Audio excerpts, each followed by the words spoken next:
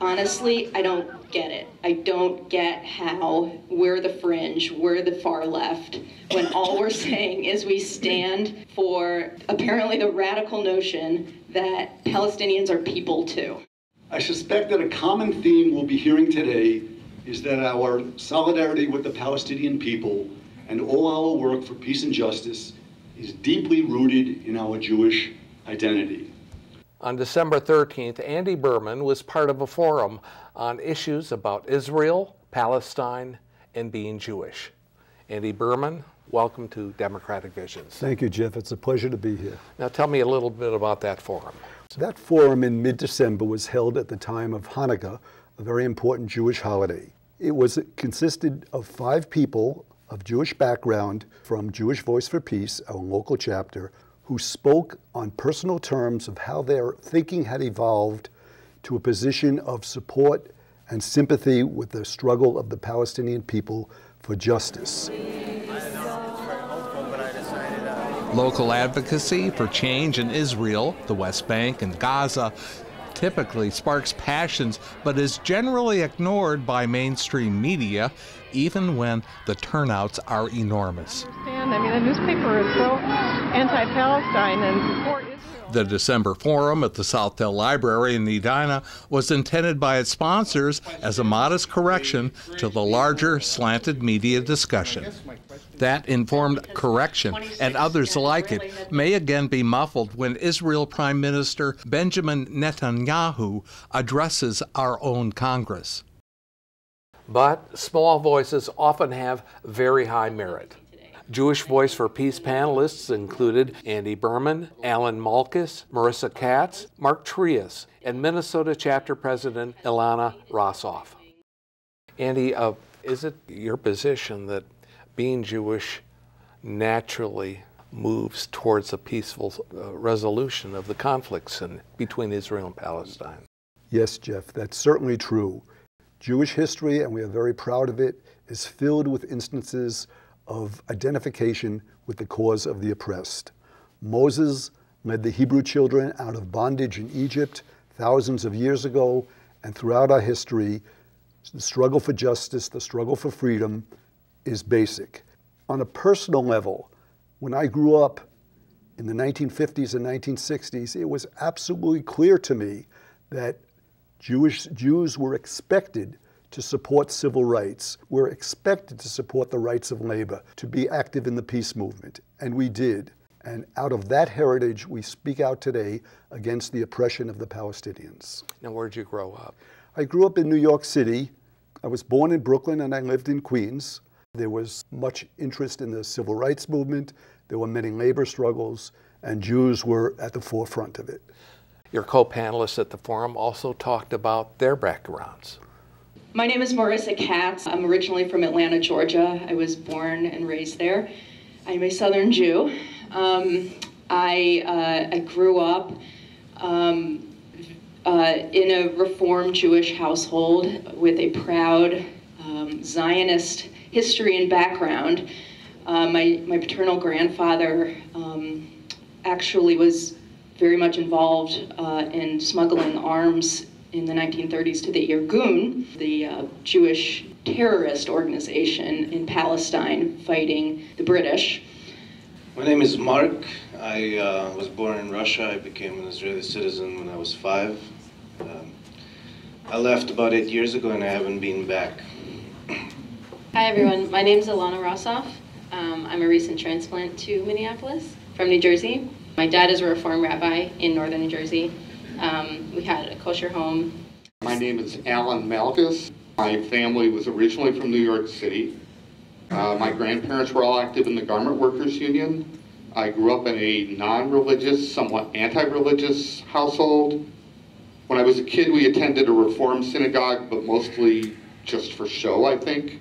The seedlings of my social justice framework were planted in my adolescence through my upbringing through religious education, and this notion of tikkun olam, which people translate as repairing the world, is this religious concept that through creation the vessels of the world were shattered, and that it's the work of people over time to kind of mend those breakages and create a whole world again. When I was in the 4th grade, my friend and I stood in front of an elevator to his home back in Haifa.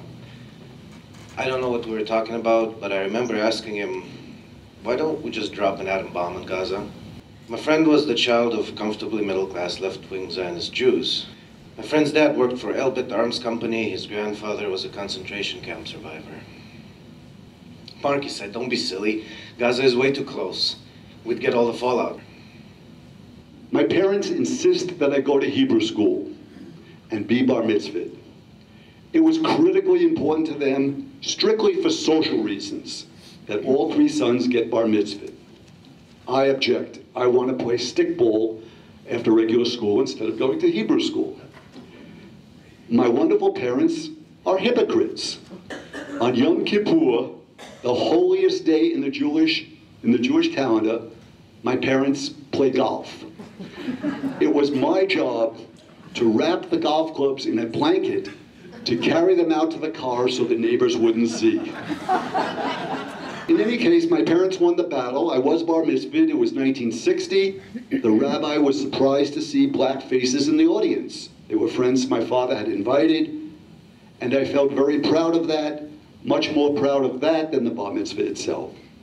I went to a very exclusive high school in Haifa called the Hebrew Reality School, which meant that it was a science prep school that taught in Hebrew. It was an old labor Zionist school, and our campus had been used for military training by the British, the Haganah, and the IDF. We were always finding old bullet casings, especially out back by the Monument to the Fallen. It was a big basalt wall built like a bunker, and it was engraved with the names of the school graduates and teachers who had been killed in the wars. It had been built in the 1940s, but there was still plenty of room for fresh names. My Judaism is the Judaism of the shtetl, the Judaism of the immigrants, the Judaism of the New York garment workers. At my family Seder's, the discussion was about the civil rights movement. This was the 60s. My worldview was very much focused not only on Zionism and being Jewish, but being Jewish in America and in the American South, where I was surrounded largely by white Republicans. I was very aware from an early age of my Jewishness. I kind of took it upon myself to learn more about international human rights issues. I was really compelled by the Save Darfur movement in South Sudan, the oppression and genocide of one ethnicity, and started to get more information from sources like Amnesty International and Human Rights Watch. I don't know when I had turned into a leftist, but by the time I was 16, when they call you for your first set of physical and aptitude tests ahead of conscription, I no longer had any enthusiasm for combat duty. I told the uniformed young woman who interviewed me that I'd rather serve in intelligence or something because I didn't want to kill anybody. We had an arts teacher once who always had short, neon-colored hair. There was a rumor that she was related to Leon Trotsky. She took us to watch Pink Floyd's The Wall at the Cinematheque in 9th grade. I'm telling you this because in 10th grade, when we were all getting called for the checkups, the school showed us this animated short film on how you become a soldier. It was supposed to be very exciting. And the climax of the film was at the end, after you went through the medical and bureaucratic process, they showed this conveyor belt with all sorts of people on it, some with long hair or short hair, some with earrings and piercings, dressed like punks or goths or preppies or whatever, all different. And then there was this thing like a press that went thump, thump, and on each of them, and they came out looking exactly the same, a crew cut and a green uniform. I went to Hebrew school, I went to Sunday school, I was bat mitzvahed. And in the proud Jewish tradition of going to summer camp, I went there for many years. And then the next step after that was going to Israel. That experience, the high school in Israel program, was, in retrospect, very effective brainwashing program. It was a lot of fun, and it was great to see the country and all the historical sites, but it was a very intense program trying to convince us all to make Aliyah, and which is to immigrate to Israel and become citizens. My mother took me to my first anti-Vietnam War demonstration in 1967. So I grew up, I went to college, participated in that movement, participated in the Earth Day. I was very lucky. I went to Oberlin College in Ohio. The first course I took, my first semester, was the Israeli-Palestinian conflict. And I was thinking to myself, well, I know I'm right. I know Israel's right, but I am curious to hear the other side. After I'd come here to go to graduate school, Frank Hornstein, who's now a state representative, Frank and I got to know each other. He started a group that later became Jewish Community Action, and I got involved in that, and I started feeling a little more Jewish. I started participating in more having seders and lighting candles at Hanukkah again. And I got involved in a humanistic Jewish congregation here in the Twin Cities. We all, at the very beginning of the course, introduced ourselves, and we said we went to Israel and we know the right path, and here we are. And after reading through the materials, at the end of the semester, we went around the circle again, and every single student, including myself, said, I've changed my mind. One book in particular opened my eyes and changed my mind, and it was Sarah Roy's book, The Gaza Strip, The Political Economy of De-Development. She's a political economist from Harvard. The political and economic failures of the past 2 decades, in particular, are astounding. When it was under Egyptian control, it was basically underdeveloped and stayed underdeveloped, but when it became under Israeli occupation after the 1967 war, the Israeli government had a deliberate policy of de-developing the land, which was to, in essence, destroy the economy. The point of destroying the economy was to make the Gazan population completely dependent upon the Israeli economy so that occupation could never be undone. Around 1982, with the massacres in the camps in Lebanon, I became aware that I totally disagreed with what the Israeli government was doing. And a year or so later, I read a book by Noam Chomsky, who was one of my idols.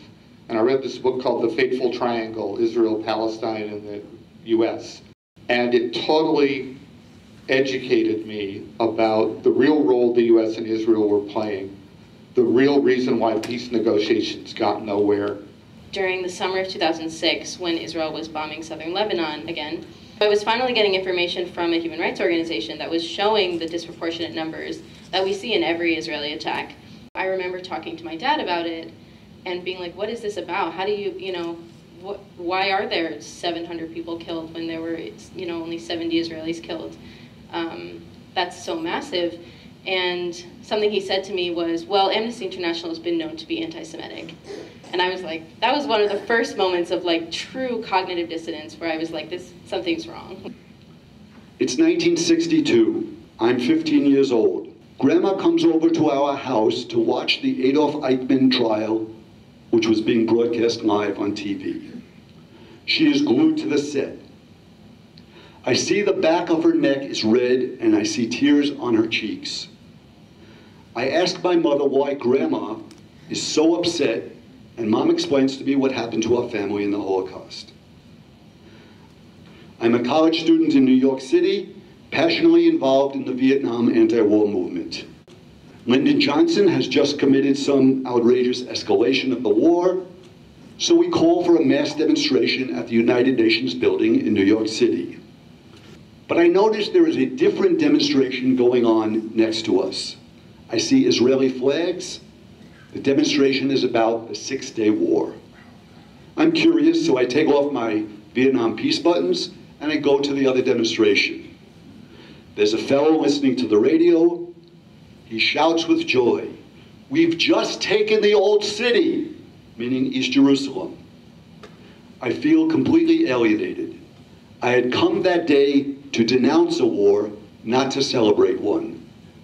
Who the hell were these people? Up to that point, I thought all Jews were liberal, tolerant, and peaceful. We were fighters for equal rights for blacks and supporters of labor. What was this arrogance I was hearing? It was awakening for me.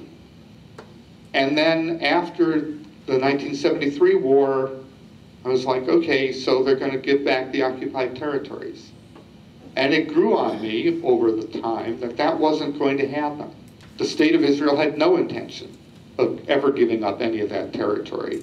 And that what they were doing was acting the way states all act. They protect their territory, they protect what they see as their interests, they attack who they see as their enemies.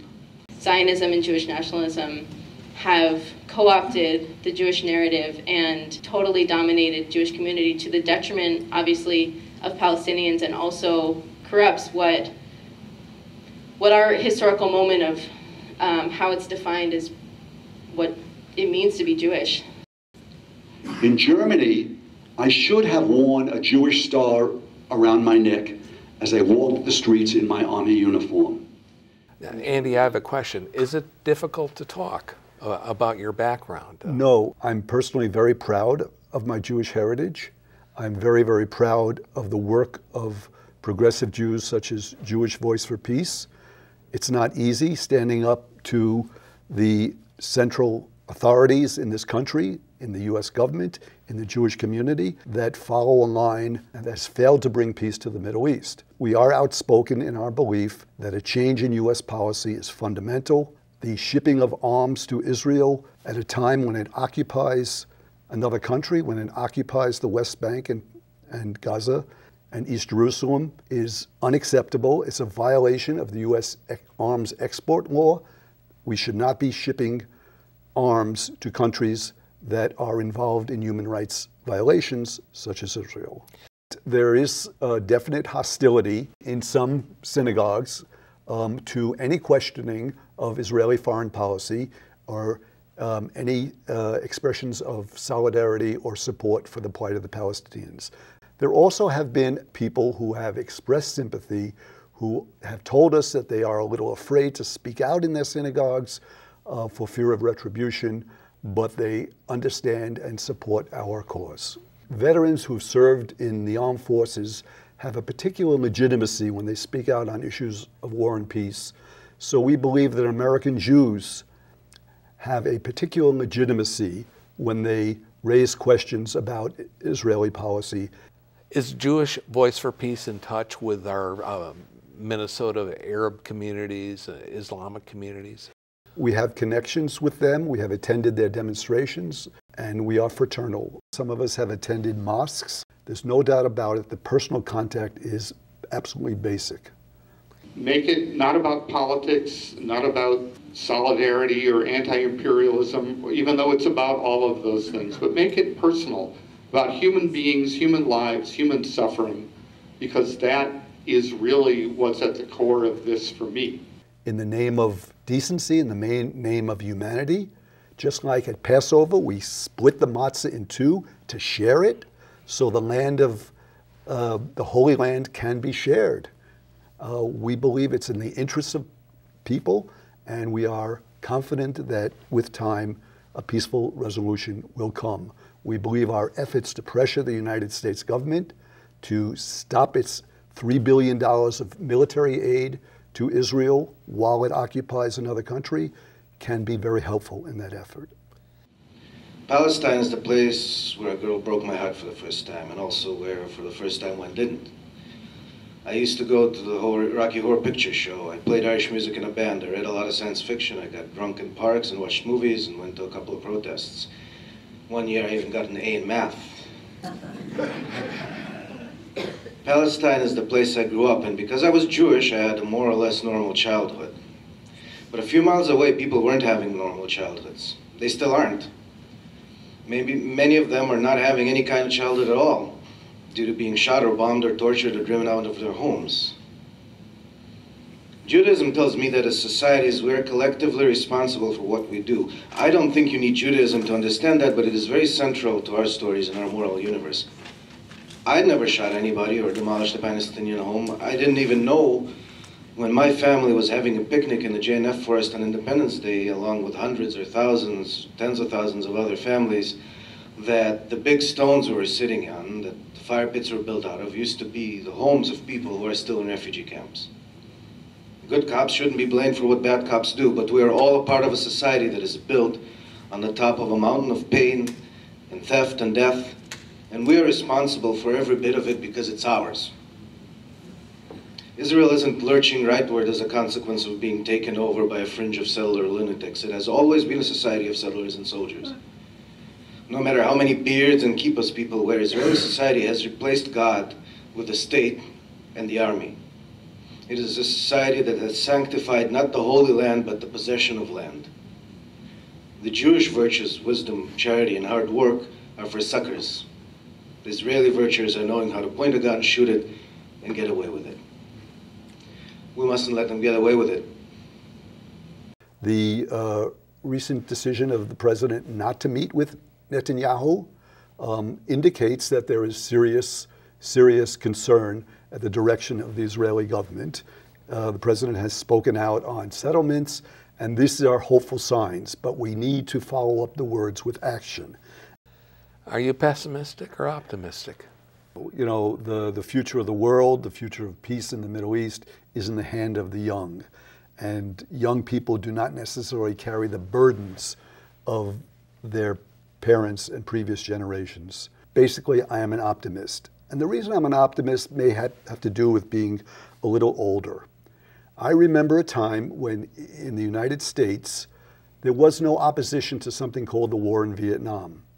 And through the actions of a dedicated population, mainly of young people, this country slowly moved away from support for the Vietnam War to a point where it became imperative that the U.S. get out. That was done through years and years of work, agitation, education.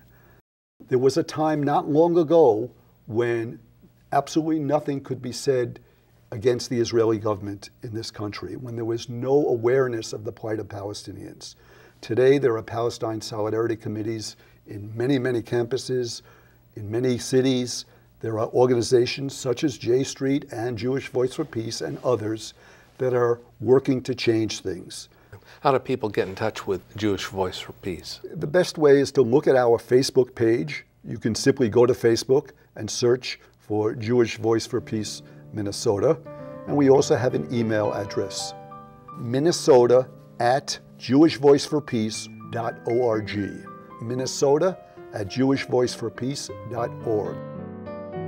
The full Jewish Voice for Peace forum is posted on Vimeo. Google search with the keywords Bill Sorum, Vimeo, Jewish Voice, and you'll find it.